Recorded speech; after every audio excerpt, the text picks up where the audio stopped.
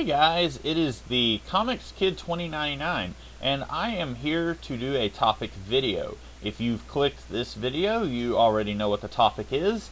I haven't done one of these in a while, but then this particular subject jumped out at me a few days ago and I realized I had a little bit to say and I thought it would make a good video.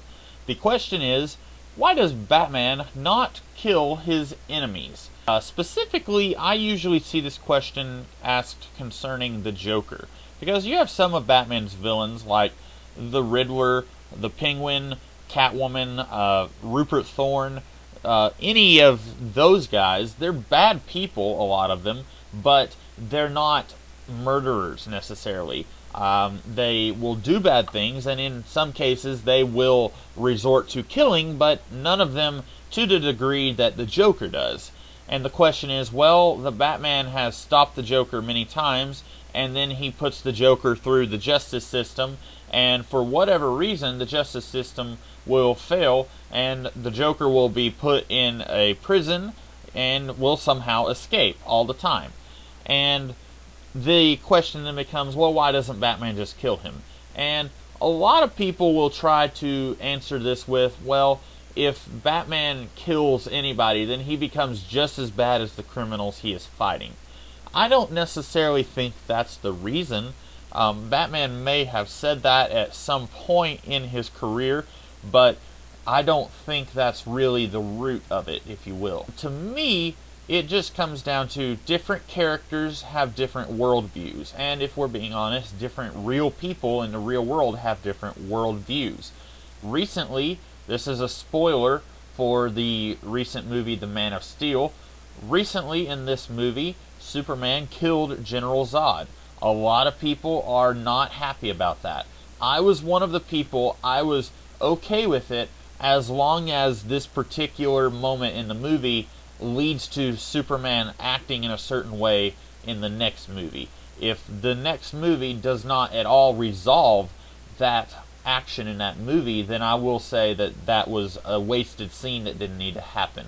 But that particular part of the movie kind of started up this topic, I guess you could say. Someone online had asked, well, if Superman is going to kill General Zod, then why can't Batman just kill the Joker? And I think, like I said, it comes down to they both have different worldviews. I can name a few different times in the comics where Superman has killed. There was once in John Byrne's run on Superman in the 1980s where he executed a few prisoners in the Phantom Zone. Now, I use the word executed because that's what it was. He took Kryptonite out and he planned a murder. You could argue that what he did was necessary and that he had to do this in order to ensure that no one else died, very similar to what happened in the Man of Steel movie. But it was still a planned attack, and it was not a spur of the moment, I have no other choice kind of thing, I don't think.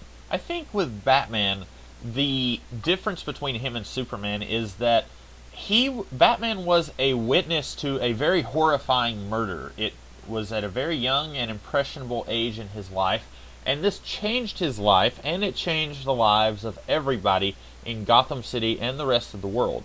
I think when you come right down to it, Batman doesn't kill because he knows what this horrible, horrible thing can do to a human. It just completely turned him into what he is now, which you could say, well, it's turned him into this force of good, and that's certainly true. But I don't think Batman can look at killing somebody and say, yeah, that's a good thing to do, because he knows that at the end of the day, somebody is going to suffer because of this murder. He has suffered for years because of the death of his parents, and I think part of it is if he decides to kill Joe Schmo over here who has pulled a gun to rob this lady, well, for all he knows, Joe Schmo has a sickly old aunt who loves Joe Schmo, and if he kills Joe Schmo, the aunt is going to have a heart attack because her nephew that she loves very much has died at the hands of this masked murderer. And I think that's definitely part of it. I think also, I read an article a long time ago And this article was basically taking Batman's no-killing rule and comparing it to different philosophers and their own philosophies on whether or not Batman should kill. And of course, these philosophers were from a couple hundred years ago, so there was no Batman back then. There was no fictional series called Batman. But a lot of these philosophies are definitely, you look at them and then you look at how does this react to, how does this inform Batman's decision, that sort of thing. And one philosophy that definitely jumped out at me as being very true to who and what Batman is Immanuel Kant. Immanuel Kant, according to him, there are just certain things you cannot do, certain ethical standards you cannot break. And I would say Batman definitely looks at murder as being one of those things.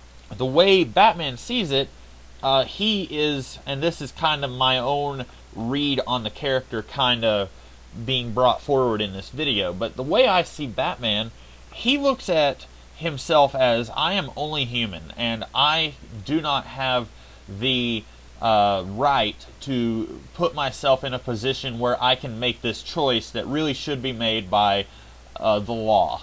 And it comes down to you're only human, and you can and do make mistakes. And we've seen in the comics Batman has made plenty of mistakes before.